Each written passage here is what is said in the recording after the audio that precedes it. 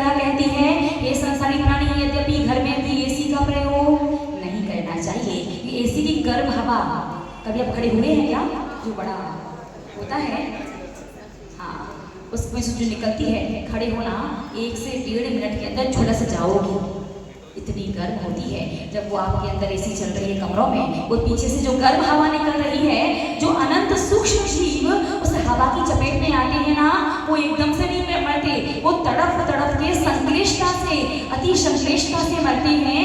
और जो जीव आपकी वजह से अति संश्लेष परिणामों के साथ मरे हैं ना, उनकी हाय, उनकी वो करुण पुकार, उनकी वो चीत्कार आपको भी ढंग से जीने नहीं देगी। चलो घर गृहस्थी का तो फिर भी एक बार को चले जाएगा, क्योंकि कहते हैं अन्य क्षेत्रे कृतम पापम धर्म क्षेत्रे विनश्यति, और धर्म क्षेत्रे कृतम पापम वज्रलेपो भविष्यति।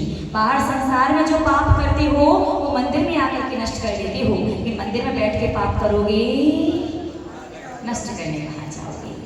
ध्यान रखना, जिन जिन भी व्यक्तियों ने जिन मंदिर में एसी लगाने के लिए दान दिया है, या जिस भी व्यक्ति का दान एसी में मंदिर के व्यवस्थापकों ने लगाया है, पूरे जीवन भर मंदिर में जितनी भी एसी चलेगी, वो जीव, ये जीवन तो जैसे जैसे करके पूर्व के पुण्य से निकल जाएगा, लेकिन वो जीव असंख्यातों भव तक अति संक्लेशित, पूरे जीवन भर संक्लेष्टा हाय हाय दुख तकलीफ में असंख्यात भव जन्म मरण करेगा। उसके बाद उसका एक मंदिर में एसी लगाने वाला पाप कर्म कटेगा। कितने भव? असंख्यात भव। यद्यपि जिन मंदिर में पंखा तक नहीं होना चाहिए, फिर भी चलिए, पंचम काल की परिस्थिति है, ये अगर पंखा भी नहीं दिया तो 2 मिनट से तीसरे मिनट व्यक्ति बैठेगा नहीं, भाग जाएगा।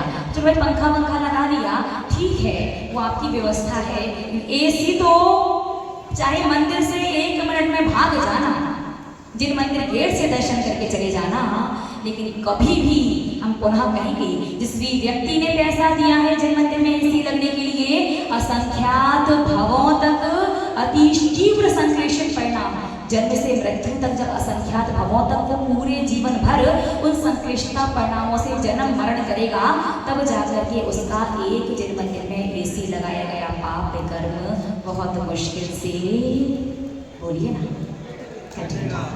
तो याद रखना, जिन मंदिर में जिनने एसी लगवाई है उनका कर्म वो जाने। आप लोग दर्शन कर रहे हैं, जिन मंदिर आ रहे हैं, अब एसी कहीं का देखो तो साधु है, हमारे लिए बंद हो जाता है, लेकिन आप लोग श्रावक हैं, भैया मंदिर की कुछ सामाजिक व्यवस्थाएं भी होती हैं, अगर आप लोग बंद ना भी कर पाए तो कोई बात नहीं, लेकिन अपने हाथ से कभी भी मंदिर की एसी ऑन नहीं करना। कम से कम जिसने मंदिर की एसी के लिए दान नहीं दिया, वो इतना नियम जरूर लेना कि चाहे मैं मंदिर से आकुलता व्याकुलता तकलीफ कष्ट समस्या होगी कोई, तो मैं मंदिर से जल्दी घर चला जाऊंगा, मंदिर के बाहर बैठ करके शांति से भक्ति पाठ पूजन कर लूंगा, घर पे बैठ के भाव पूजन कर लूंगा, लेकिन जिन मंदिर की एसी अपने हाथ से कभी भी ऑन नहीं करूंगा। ये नियम ले लीजिएगा निश्चित रूप से, ताकि ये नियम लेने से क्या लाभ होगा ये तो पूछो, पहले ये पूछिए, ये नियम लेने से लाभ क्या होगा, पूछिए ना।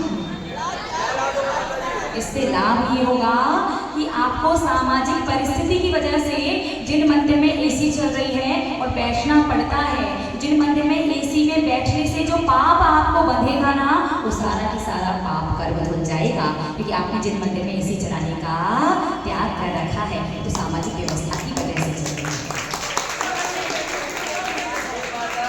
बात समझ में आई? इसके नियम ले लीजिए सबका, बिल्कुल ले लो, नहीं तो भाई जिसने सोच लिया है असंख्यातों भव, ये 10 मिनट की गर्मी बर्दाश्त नहीं हो रही, लेकिन असंख्यातों भव की, जिन्हें गर्मी की, भूख की, प्यास की, और ठीक है हाँ पीछे कर लीजिए, महानुभाव जिसने सोच लिया है कि असंख्यातों भव तक पूरे शरीर में सुई चुकोई जाए, पूरे शरीर को किससे भर दिया जाए, नुकीली सुइयों से पूरा शरीर भर दिया जाए, एक रत्ती भर, एक सरसों के दाने के बराबर जगह भी पूरे शरीर में कहीं शेष ना रहे, उससे भी ज्यादा वेदना जिसे असंख्यातों भवतों जिसने सहन करने का सोच लिया है, वो एसी लगवाए और नियम ना ले, लेकिन जिसने सोच लिया है कि एसी में बैठना आज मेरी परिस्थिति है, सामाजिक व्यवस्था है, मैं बंद नहीं कर सकता, लेकिन मैं अपने हाथ से जिन मंदिर में चालू करने का त्याग लेता हूँ, तो आप असंख्यात फल की तकलीफ से छूट सकते हैं। तो आज जब जिन मंदिर से जाओ तो भगवान के समक्ष क्या करोगे? बोलिए ना, नियम लेके जाओगे। और कलकत्ता वाले पुण्यात्मा तो बहुत हैं, पूछिए क्यों? अरे पूछिए ना, क्योंकि अगर हम सुनाते रहेंगे तो हमें ऐसा लगेगा कि सुना भी हम ही रहे हैं, सुन भी हम ही रहे हैं और समझ भी कुछ कहा। समझ कौन रहा है?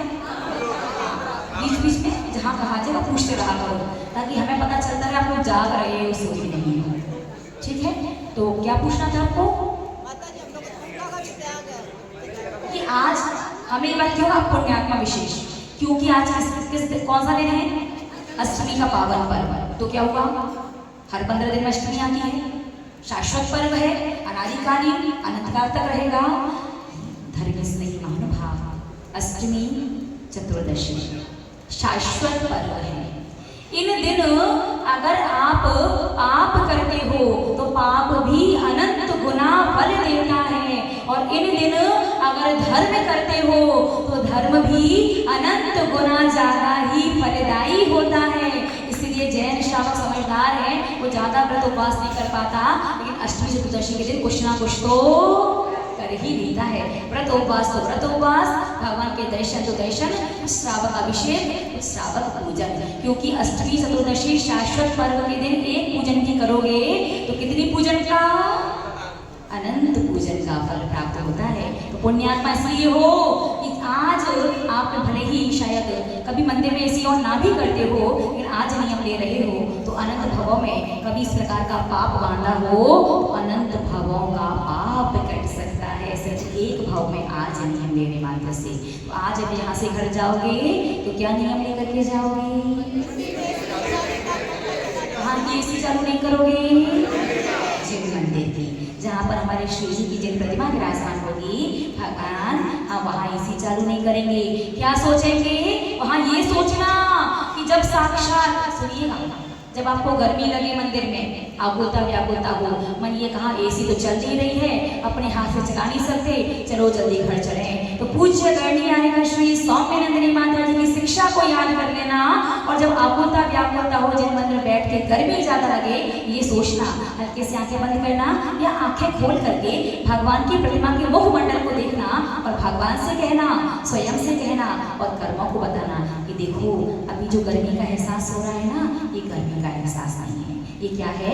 ये जब चौथा काल आएगा ना, और चौथे काल में जब पुनः 24 तीर्थंकर भगवान बनेंगे, तब अभी आप धर्म करके अच्छी पर्याय में जाओगे, देव पर्याय में जाओगे। देवों की आयु सागरों में होती है, बहुत लंबा समय। और अब इन तीर्थंकर को, प्रथम तीर्थंकर को जन्म लेने में कितना समय है?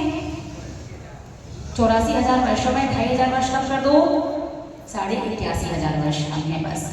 और देवों की आयु सागरों में। इस प्रकार चिंतन करना, भगवान मैं जो धर्म कर रहा हूँ ना, इस धर्म के माध्यम से मेरे अशुभ कर्म की पाप कर्म की निर्जरा होगी, और धर्म के माध्यम से मुझे उत्तम देव पर्याय प्राप्त होगी। देवों की सागरों में आयु है, मेरी सागरों में आयु रहेगी, और मेरे देव पर्याय में रहते ही भविष्य काल की होने वाली 24 5 जगह, कितनी 24, 10 24 एक साथ होंगी, 5 भरत क्षेत्र में और 5 ऐरावत क्षेत्र में, इतनी 24 एक साथ होंगी ना, तो उनका भगवान का